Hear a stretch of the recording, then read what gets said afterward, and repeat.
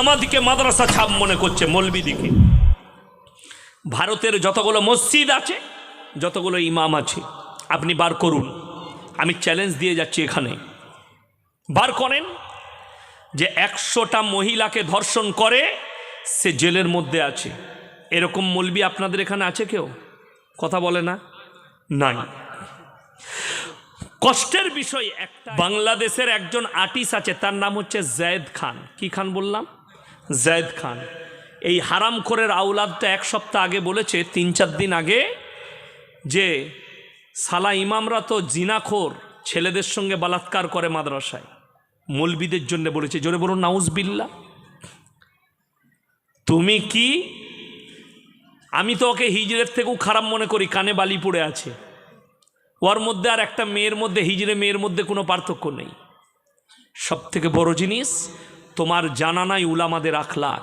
তুমি না জেনে মন্তব্য করেছ, যেহেতু তোমার জন্মটা তো কোনো পতিতালয়ের নারীর দ্বারাই হয়েছে। কেন আর্টিস্টদের জন্ম ঠিক থাকে না? আমি অন্য কারো কথা বলবো না, আমি আর কথা বলছি। আমাদের মতো মৌলবী দিকে গালি দিয়েছে, ইমাম দিকে গালি দিয়েছে। ভারতের জেলেতে যতগুলো ধর্ষণকারী বসে আছে, বেশিরভাগ সাধু মৌলবী নাই। ঠিক কিনা কথা বলেন? আপনাকে দেখিয়ে দেবো।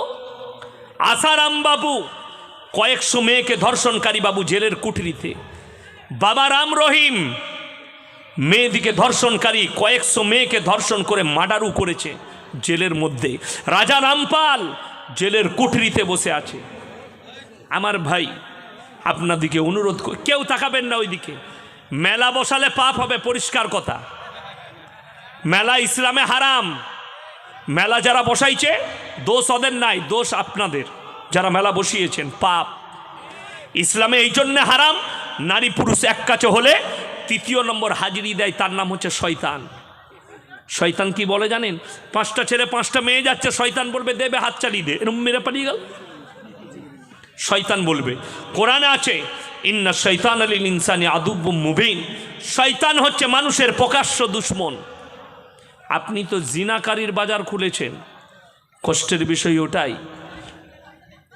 ভলেন্টিয়ার্স যারা আছেন ওইদিকে একটু লক্ষ্য রাখুন। জোর ঝামেলা হচ্ছে, তর্ক বিতর্ক হচ্ছে, ওইদিকে একটু লক্ষ্য রাখুন। আমার ভাই, কষ্টের বিষয় এটাই। জায়েদ খান ইমামদের জন্য বলছে এরা জিনাকারী। এত বড় আসপর্দা। তোমাকে সাবধান করলাম, আমাকে মুখ খুলতে বাধ্য করো না। চোরের দেশে বাস করছো। শুনেলেন, পৃথিবীর মধ্যে যতগুলো মুসলিম রাষ্ট্র আছে, সব থেকে বেশি পাপ হয় বাংলাদেশে। হ্যাঁ, যদি বলেন কেমন করে, আপনাকে দেখিয়ে দেবো। বাংলাদেশে একটা পোস্ট হয়েছে, একটা ছেলে 7টা বউ রেখেছে। বলছে আমার 7টা বউয়েরই মিল মহব্বত। হারামখোর কবরে যাবে, জুতো খাবি কবরে গিয়ে। ইসলামে কোথায় পেলেন? ওই জন্য আমার ভাই, ইসলাম শিখিয়েছে মা বাবার খিদমত। জোরে বলুন সুবহানাল্লাহ। তোমরা মা বাবার খিদমতের জন্য শব্দটুকু ব্যবহার করবে না। দেখুন, আমাদের মায়েরা অনেক সময় বিছানায় পেশাব করে না? করে না? করে। বাবারা করে দেয়। যারা বলে বুড়িটাকে নিয়ে জ্বলে গেলাম, তুমি একবারও ভেবে দেখেছো? ওরে নেমো খারাম, তুমি তোমার মায়ের কোলে দিনে 5 বার পেশাব করেছো, মা 5টা শাড়ি পাল্টিয়েছে, একবারও বলেনি আমি বাচ্চাটাকে নেব না। তুমি তোমার বাপের কোলে পায়খানা করেছো, বাপ হেসেছে, আমার সন্তান আমার কোলে পায়খানা করেছে। বাপ বন্ধুর কাছে হেসেছে, সেই বাপের বিছানায় পায়খানা হয়েছে। তুমি বলেছো বাপকে আর বাড়িতে রাখা যাবে না, ছাগলের গোয়ালে দিতে হবে। বাপ বিছানায় পায়খানা করছে। রমজানুল মুবারকের মাস, 5টা বেটা বড় করেছে। বাপ বুড়ো বুড়ি হয়েছে। বড় বলছে ছোটকে তু খাওয়াগা, ছোট বলছে মেজোকে তু খাওয়াগা, মেজো সেজোকে বলছে তু খাওয়াগা। বাপকে ভাত দিতে পারে না। বড় কষ্টের বিষয়। যারা বাপকে ভাত দিতে পারেন না, তুমি একবার ভেবে দেখেছো? রমজানুল মুবারকের মাসে 5টা বেটা বড় করেছে, বিয়ে দিয়েছে। 5টা বেটা নিজের বৌদিকে নিয়ে, ছেলেকে নিয়ে গরম ভাত খাচ্ছে। এক কিনারায় ঘরের ভেতরে একটা কুঠরির ভেতরে বুড়ো বুড়ি বসে রাতে ঠান্ডা ভাত দিয়ে শাহরি খাচ্ছে, আর তুমি ফজরের নামাজে গিয়ে আল্লাহকে বলবে, আল্লাহ আমার রোজাকে কবুল করে লাও। আমি ইয়াসিন আল্লাহর কসম খেয়ে বলছি, কিয়ামতের দিনে সব আমলগুলো ফাঁকা দেখতে পাবে। তোমার মা বাবার সঙ্গে উঁচু আওয়াজ করে কথা বলো না। ফেরাউন জাহান্নামী না জান্নাতি বাবা? জাহান্নামী। ফেরাউনের বাড়িতে আল্লাহ মুসা নবীকে লালিত পালিত করলেন, করেছেন না করেননি? তিনি লালিত পালিত হয়েছেন ফেরাউনের রাজপ্রসাদে। ফেরাউন তাকে মহাব্বত করে লালিত পালিত করেছে। আল্লাহ তাআলা যখন নবুয়্যত দান করলেন মুসাকে এবং তার ভাই হারুনকে, তোমরা যাও দাওয়াত দিতে। কাকে দাওয়াত দিবে? ফেরাউনকে। মুসা নবী আল্লাহকে বললেন, ওগো আল্লাহ, সে তো নিজেকে আল্লাহই দাবি করেছে, আমি কেমন করে দাওয়াত দেব? আমার আল্লাহ শিক্ষা দিলেন, তুমি যখন দাওয়াত দেবে কুলু কাউলাল লাইয়িনা, নরম করে বলবে, বিনয়ীভাবে বলবে, ভালোবেসে বলবে, কুটি কথা বলতে পাবে না।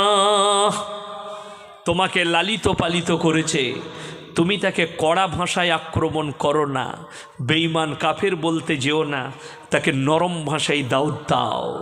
নরমি ভাষা শিখিয়েছেন আমার আল্লাহ, শিখালেন কুলু কাউলাল লাইয়িনা, নরম করে বলো, বিনয়ীভাবে বলো, ভালোবেসে বলো, কড়া ভাষা বলতে পাবে না।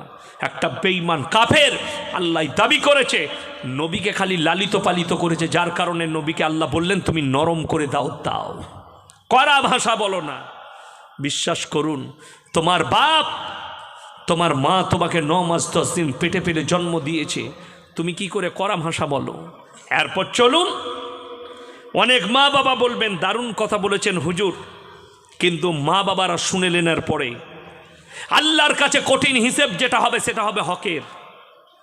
বান্দার হকের হিসেবটা আল্লাহ কঠিন নেবেন। আপনি নামাজ এক ওয়াক্তের কাজা করে দিয়েছেন, আমার আল্লাহ ইচ্ছা করলে ক্ষমা করবেন, করবেন না? করবেন না? ক্ষমা করে দিবেন। আপনার আমলে একটু কমি আছে, আমার আল্লাহ ইচ্ছা করলে ক্ষমা করে দিবেন। কিন্তু আল্লাহর কসম, কেউ যদি বান্দার হক বেড়ে থাকে, সেই বান্দা না ক্ষমা করলে আমার আল্লাহ ক্ষমা করবেন না। চলুন, আপনার 2টো ছেলে, 3টে ছেলে, আপনি 3টে ছেলেকে সমান সমান সম্পত্তি দিলেন না, একজনকে বেশি, 2জনকে কম, 3 করে ভাগ করলেন, আপনি আল্লাহর কাছে পাকড়াও হবেন। আমাদের দেশের বাবা মায়ের একটা ভুল কি, অনেক বাবা মা বলে আমরা মরে যাব তারপরে ভাগ করে নিবি, বলে না? বলে না? এটা রং কথা। তার মানে আমি যখন মরে যাব, আমরা কবরে শুয়ে শুয়ে দেখব তোরা লাঠি নিয়ে মারামারি করবি। কত দুঃখের বিষয়। এরপর বলি, যদি 3 ভাই থাকে, বাম্মা মারা যায়, সম্পত্তি থাকে, 3 জনের মধ্যে লাঠির আর পাটির জোর যার বেশি থাকবে সেই বেশি মাল দখল করবে। ঠিক কিনা কথা বলেন? তার ফেভারটাই বেশি যাবে।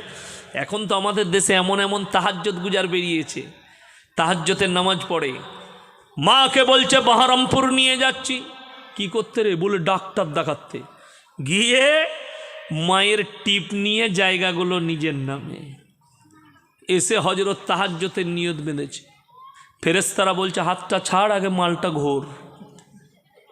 কথাটা বুঝতে পারেননি? এরপরে 3 মাস পরে মা মারা গেছে। মা মারা গেল, হয়ে গেল 1.5 মাস 2 মাস। এরপরে ভাই বলছে, ভাই মা তো চলে গেল, তো জায়গা ফায়গা ভাগ করিলে। কি কথা বলছিস বে? ভাগের কি কথা বে? এক কাগজ দেখ আমার নামে। তোর নামে কি করে হলো বে? বুঝতেই তো পারিনি। বলে মা আমার নামে লিখে দিয়েছে। ওই যে তাহাজ্জুদ আর টিপ। কি বুঝলেন? বড় কষ্টের বিষয় না? আল্লাহর কাছে হিসেব দিতে হবে, নাহলে এই সম্পত্তি তোমার সন্তানের ভোগ হবে না। সমানভাবে তোমার ভাই বোন যে যা হক পাবে ফেলিয়ে দাও। আমার আব্বাজি, আমাদের 4 ভাই 2 বোন, যাকে যা দিবার 1 ছটাক জায়গা নেই আমার বাপের নামে, কিচ্ছু নেই। তো আমার একজন ফুফুইতো ভাই হয়, কালো ভাই নাম, সে একদিন মজাক করে মাদ্রাসায় এসে বসে আমার আব্বাকে বলছে, মামা তোমার নামে তো কিচ্ছু নাই, তুমি কিছু রাখলে না? বলে, বুকা আমার আল্লাহর উপরে ভরসা আছে, আল্লাহ আছে, তোদের আল্লাহর উপরে ভরসা না, ইমানটা মজবুত কর, আল্লাহর উপরে ভরসা কর। আমি বিশ্বাস রাখি সন্তান দিকে মানুষ করেছি, সন্তানরা আমার খিদমত করবে। নেক সন্তান তৈরি করুন। আজকে কষ্ট কোথায় লাগে বলুন তো? আপনার আব্বা মারা গেছে, আপনি কবর জিয়ারত করতে পারেন না, মৌলবি হায়ার করছেন, এটাই দুঃখের। আপনার বাপ মারা গেছে, আপনি দোয়া করতে জানেন না, আমার কাছে এসে বলছেন হুজুর আমার বাপের লেগে দোয়া করে দেন, এটাই দুঃখের। শুনেলেন, বেটা যদি বাপের জন্য নামাজ পড়ে চোখের পানি ফেলায়, আল্লাহ আমার আব্বাকে ক্ষমা করে দাও, তোমার চোখের পানিটা গালে গড়ানোর আগেই নবীজি বলেছেন তোমার দোয়াকে আল্লাহ কবুল করবেন। চলে বলুন সুবহানাল্লাহ। স্বামী মরে গেলে স্ত্রীর থেকে ভালো দোয়া পৃথিবীর কোনো মৌলবীর হতে পারে না। স্ত্রী মরলে স্বামীর থেকে ভালো দোয়া কোনো পৃথিবীর মৌলবীর হতে পারে না। আপনার মুসল্লায় বসে স্বামী দোয়া করবে, আল্লাহ গো আমার স্ত্রী এত ভালো ছিল, আমাকে মহব্বত করত, মুমিনা ছিল, তুমি ক্ষমা করে দাও, তোমার চোখের পানি খালি গড়ানো লাগবে, আল্লাহর কাছে কবুল হয়ে যাবে। জোরে বলুন সুবহানাল্লাহ।